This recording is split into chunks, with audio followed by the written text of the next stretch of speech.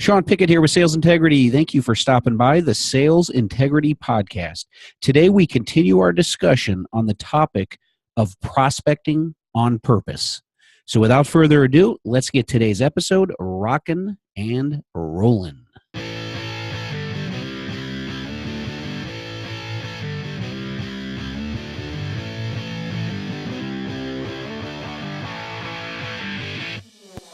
All right, welcome back to the show.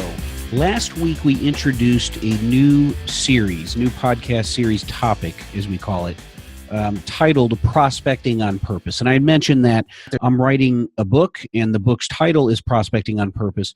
This is really an adaptation of our Sales Achievement Framework selling system and coaching program, really honing in on what we believe and what we found to be the number one problem for all sales professionals, which is consistently prospecting and having a pipeline full of qualified opportunities. This seems to be the major challenge for all the companies and individuals that we work with. So I thought, hey, let's just focus on that moving forward on the podcast when we don't have guests on. And even when we do have guests on for interviews, we're asking them a lot about prospecting and all of the different prospecting strategies, such as social selling, cold calling, strategic networking, emailing, texting, all that good stuff. But our series, Prospecting on Purpose, is really going to kind of focus on the core aspects of pipeline development and prospecting and lead generation.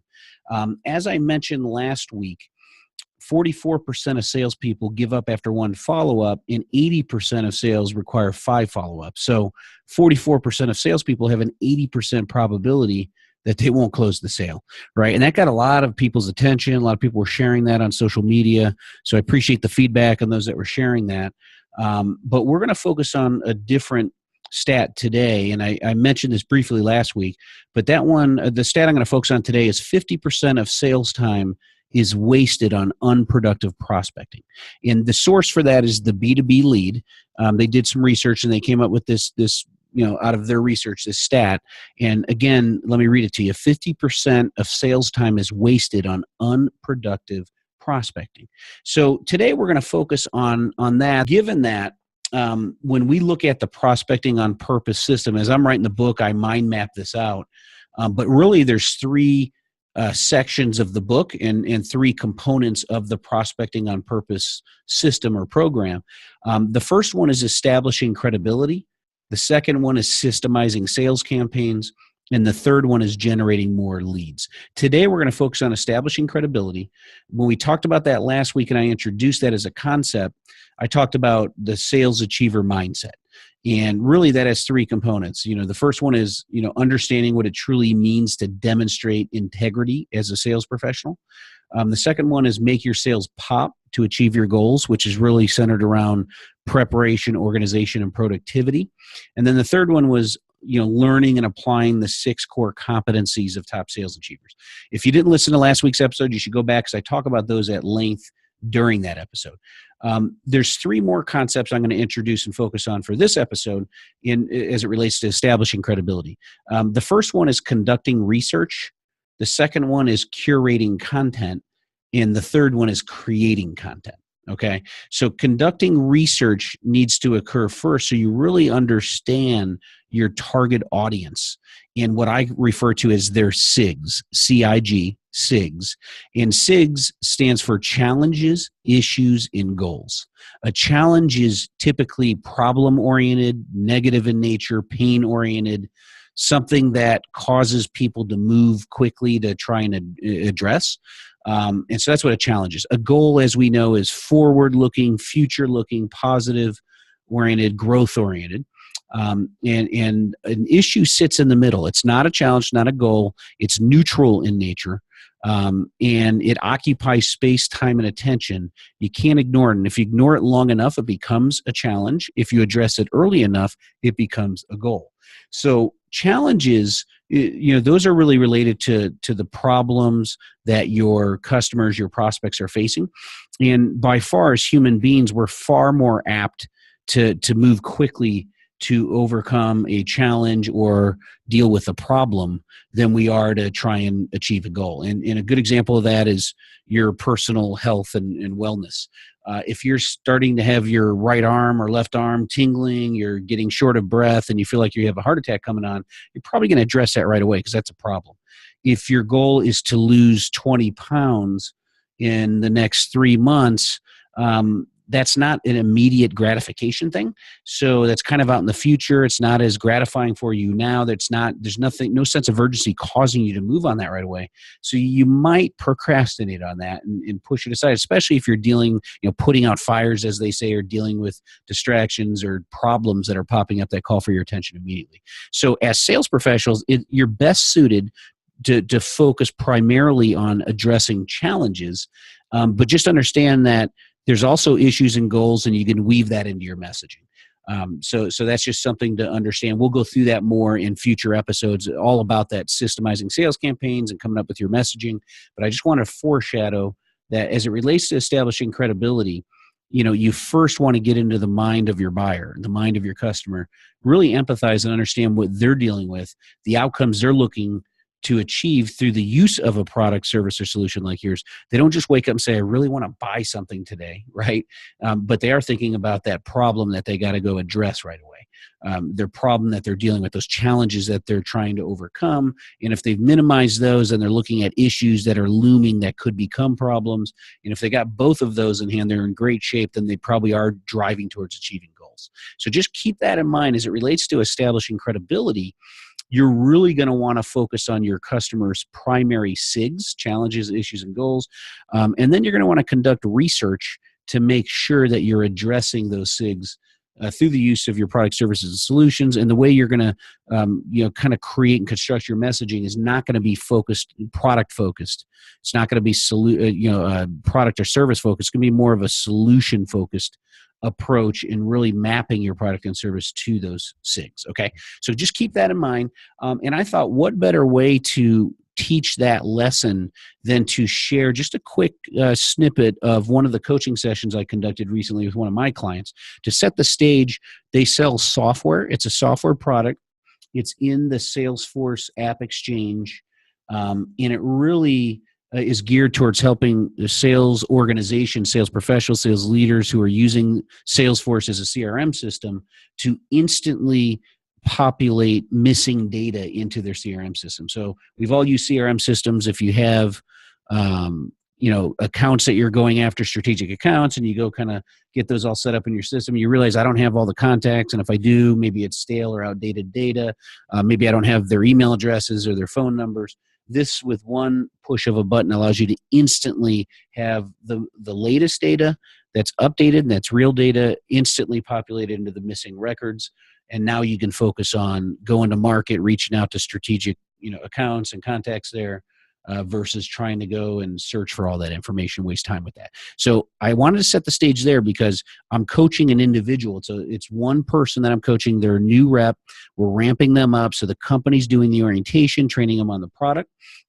I'm doing the coaching and getting them onboarded and teaching them our system, our selling system. Obviously, prospecting on purpose is a central theme here and the key component of what we're doing.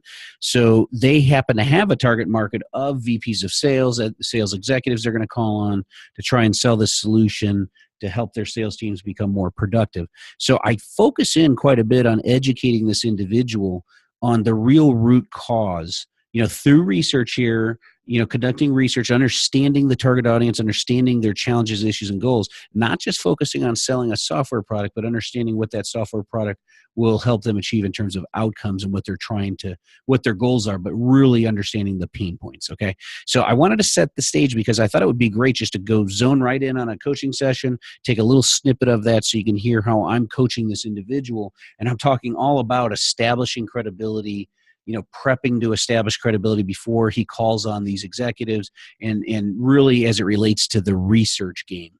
So that's something that we're going to focus on here. So let's go ahead and pause. We're going to jump into that particular coaching session. And without further ado, let's jump right in there. Okay. The number one problem for all sales professionals is prospecting. Okay. Let me start at its simplest form.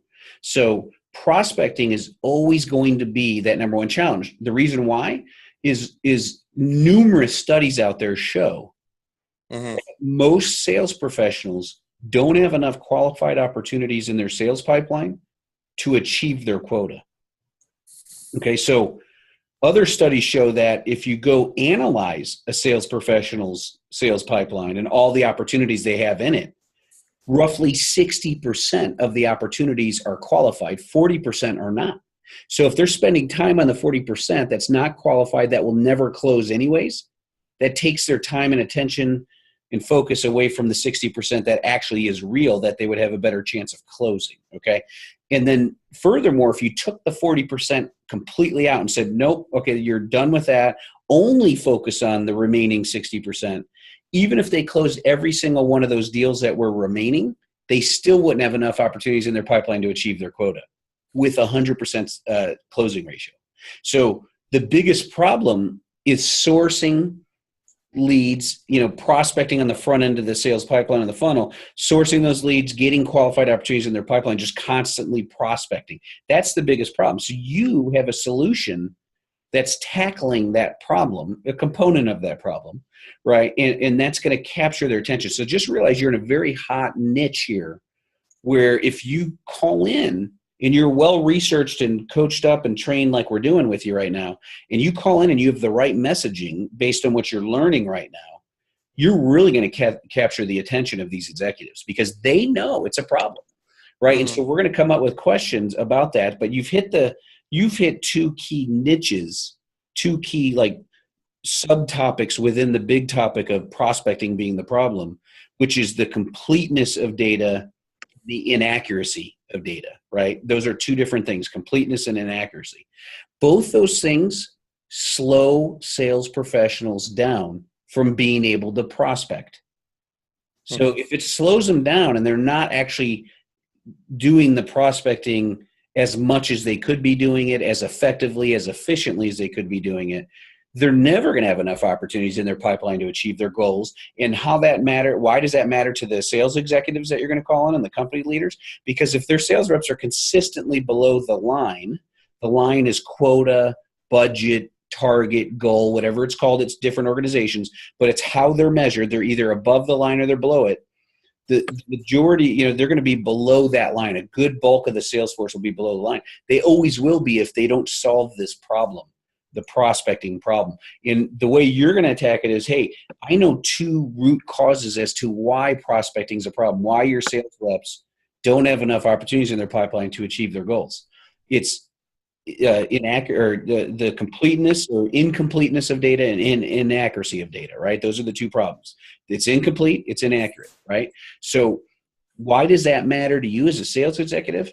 Well, when you don't have the necessary data, meaning the contact information, the right contacts, the actual right contact information at these strategic accounts your sales reps are targeting, guess what they're going to do? They're going to go off and conduct research.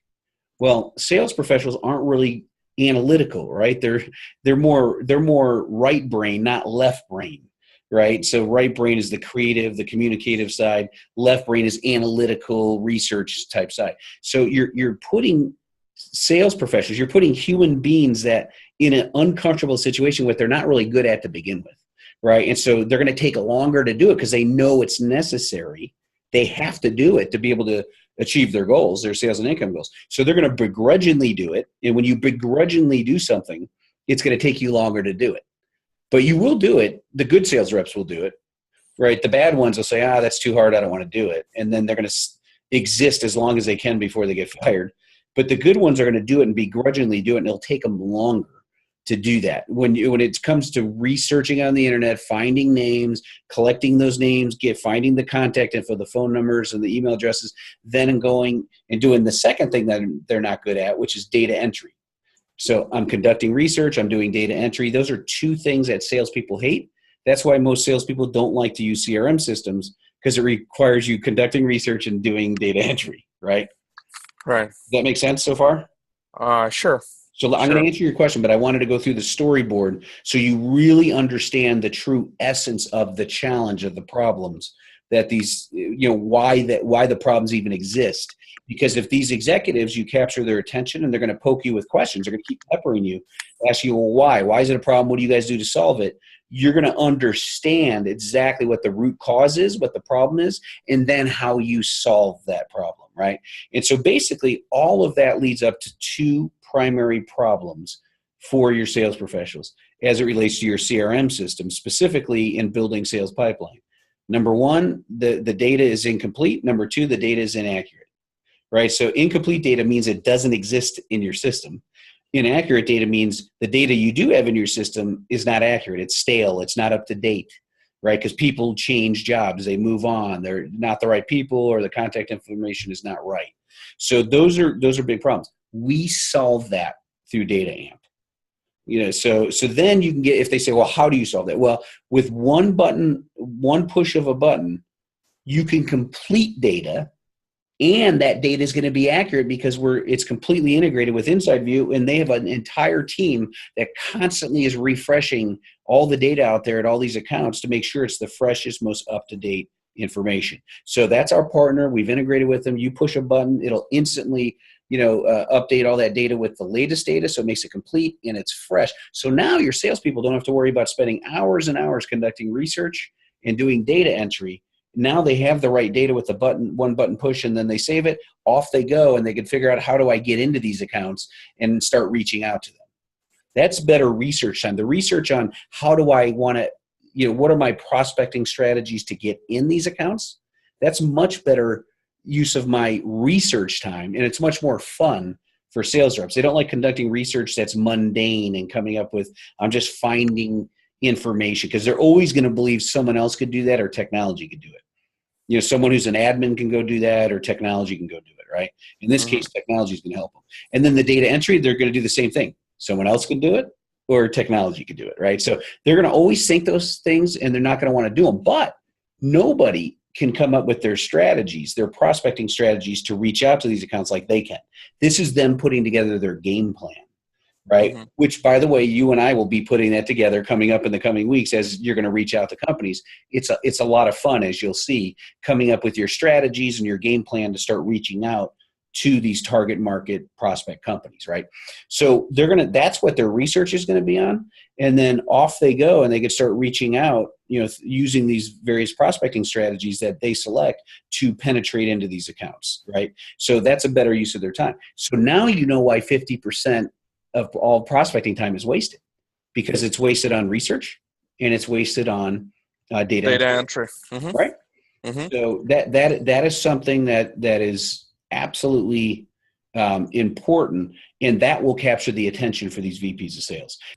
All right, so that wraps it up for the sneak peek into one of my coaching sessions, recent coaching sessions with a client. What we had him do, he's a brand new sales professional, so this was like meeting number 3, coaching session 3. What we immediately had him do was go through an exercise of understanding the CIGs for his target audience. So really getting into the mind of his target audience, understanding their challenges, issues, and goals. He did a wonderful job of putting a chart together, coming up with at least 3 CIGs for challenges, issues, and goals, 3 for each category there, CIG. And he did a really good job of pulling that together initially. But like all new sales professionals, they don't really understand the story behind the story, and they can't yet dig a little bit deeper to understand the root causes, the driving forces behind why their customers would even be interested in having the discussion with them. So that's why I went a little bit of a level deeper there, went through that storyboard, so he truly understood the challenges for his target audience and really how to map his specific product to those CIGs. So he'll be well armed. So of course, any complex technical product, service, or solution out there that you're selling, you could go through the same exercise. Understand what your CIGs are for your target audience. Start mapping your product, service, solution to that. That'll be a good exercise for you to go through. Then you can start pulling together your messaging, what I call dialogue talk tracks, to prepare that before you start going to market and executing upon your sales prospecting strategy. So that is one component of prospecting on purpose. So that'll wrap it up for today's episode. Hopefully you found it beneficial. I'm trying to mix these up a little bit. I'll kind of insert some of the coaching sessions, of course, the ones that aren't proprietary to customers. This is the same exercise I go through with all my clients. I put it out there in social media. Of course, this one was tailored to mapping his specific product and focus on his specific niche, but wasn't giving away any trade secrets on what they're doing. Of course, I won't share that on the podcast here. But if you have any questions on our approach, the process, prospecting on purpose in general, feel free to reach out to me. You can send an email to asksean@salesintegrity.com. It's Ask Sean, and I spell Sean the Irish way, Sean. So Ask Sean at salesintegrity.com. Send me any questions you have. I might even feature them on the podcast coming up, or I could just reach out to you directly if you want a private response. I'm happy to help. So without further ado, let's jump into a few quick reminders to end today's episode.